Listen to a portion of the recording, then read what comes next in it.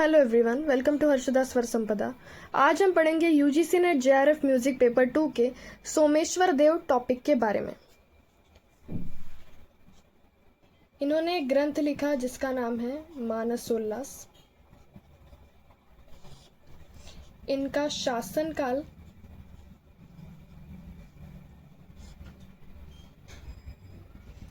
1127 से लेकर 1134 तक था।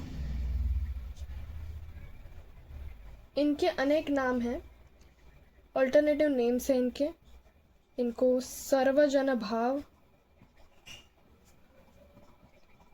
त्रिभुवन मल्ल या फिर भूलोका मल्ल भी कहते हैं। इसके बाद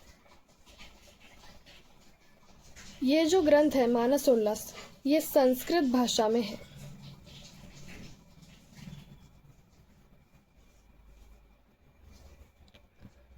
मानसोल्लास ग्रंथ का दूसरा नाम अभिलषितार्थ चिंतामणि है।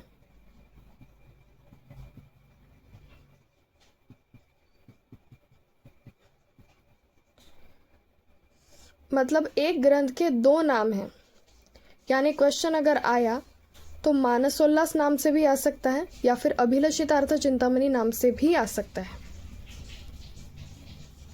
उसके बाद इस ग्रंथ में टोटल 8000 छंद हैं। इसमें 5 खंड हैं और प्रत्येक खंड को विशांति बोलते हैं।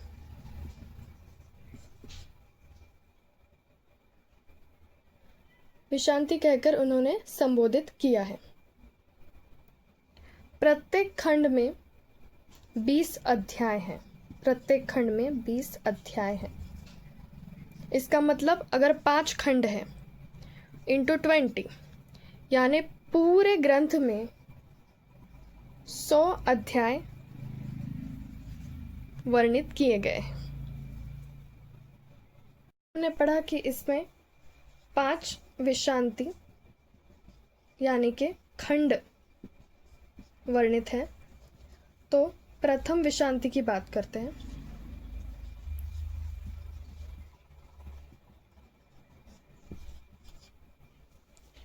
इसका दूसरा नाम राज्य प्रकरण भी है।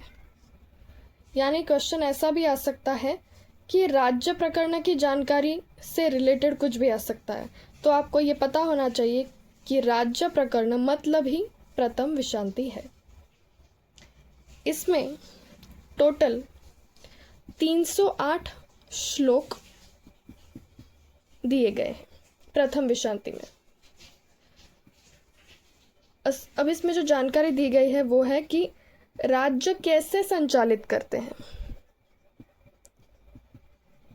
संचालित करते हैं इसके बारे में जानकारी दी गई है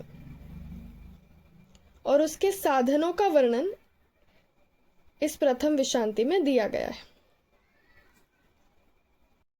सेकंड है दूसरी विशांति। इसका भी एक दूसरा नाम है। इसको बोलते हैं प्रपत्ति राज्य स्थिराकरण।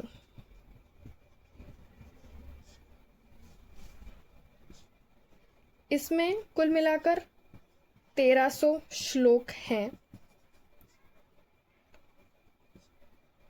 जैसे इसके नाम में दिया गया है राज्य स्थिराकरण, मतलब इस विशांति में दिया गया है राज्य को स्थिर बनाने के मुद्दों को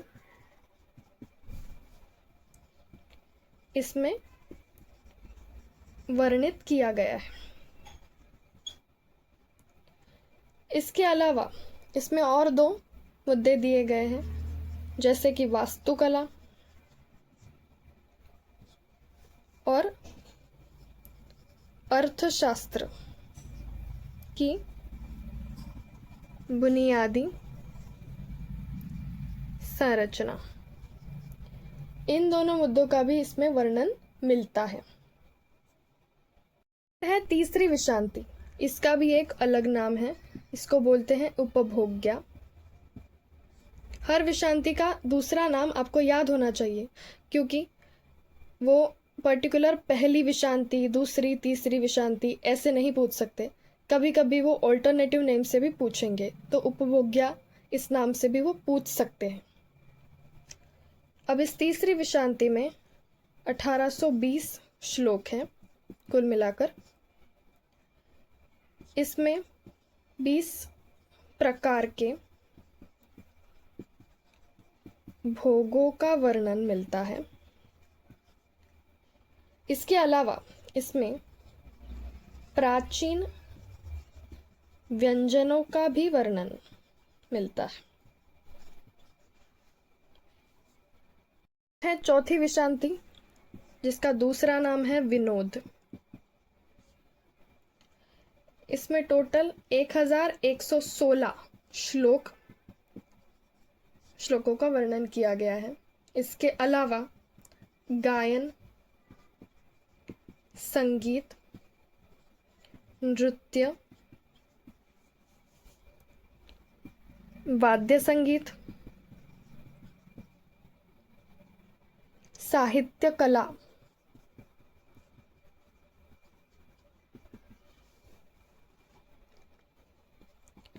स्वस्थ प्रतिस्पर्धा,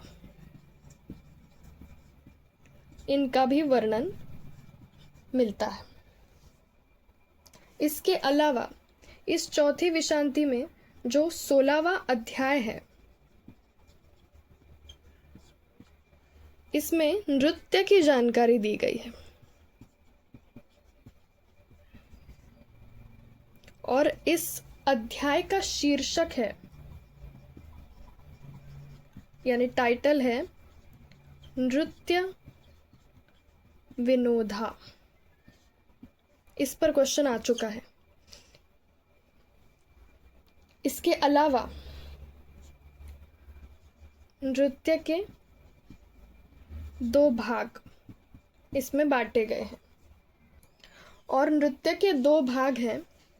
पहला भाग है मार्ग और दूसरा भाग है डेस। मार्ग का अर्थ है नियमों का पालन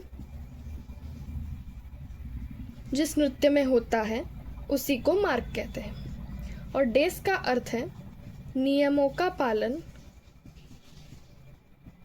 जिसमें नहीं होता है, जिस नृत्य में नहीं होता है उसे डेस कहते हैं। यानी याद रखने के लिए, मार्ग नियमों का पालन होता है, डेस नियमों का पालन नहीं होता है। इसके अलावा नृत्य की 4 श्रेणियां भी दी गई हैं। पहली है नृत्य, दूसरी है लस्य, तीसरी है मार्ग और चौथी है देसी। इस पर भी क्वेश्चन आ चुका है प्रीवियस ईयर में। विषांति है 5वीं विषांति, जिसको क्रीड़ा भी बोलते हैं। जैसे कि नाम में लिखा है, इसमें खेलों का वर्णन है। अब खेल यानी पानी के खेल, उसके बाद उद्यान के खेल, पहाड़ी खेल, महिलाओं के खेल,